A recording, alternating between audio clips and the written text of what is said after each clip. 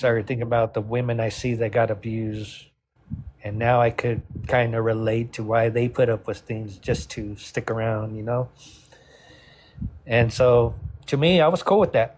You know, I'll be unhappy, you know, as long as my kids got their mom and dad, you know, thinking that that's what was needed, you know. But it got to the point where we were so far in our drugs that it was causing a problem, you know. Um, 21, you know, my dad got out again, started coming around.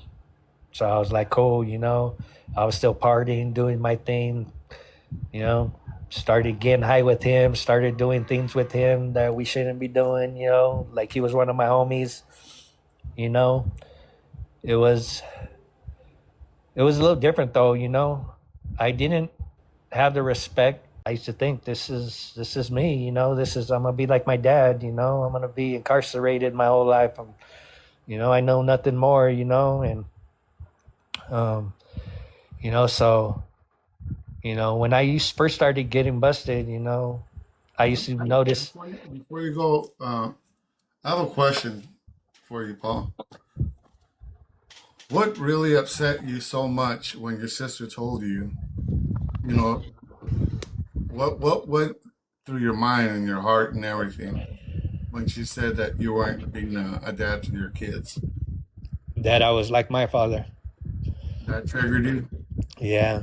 The thing that I had so much anger growing up and so much hate in my body, and a promise I made to myself that I'd never do that to my kids. By her saying that just made me reflect, like I'm like my father. You know, he put someone in my life at the Phoenix house that got a job at a place where he was able to reach out to me, and tell me, hey, I told him about you, he wanted to hire you. And I remember meeting with him, I want to say it was a Friday, and telling him, hey, you know, this is my situation. I got no choice but to work my butt off and to prove to you that I'm worth keeping, but this is what I'm going through. I'm on high control parole. I got social services. I'm testing 3 times a week and it's on call, whenever they, buzz me, and I got 2 hours to get there to give them a test, so I'm going to have to leave work. I'm going to have to, do this. And he's like, and I explained to him, I'm fighting for my kids. I need this, and he's all like, can you start Monday? And I was like,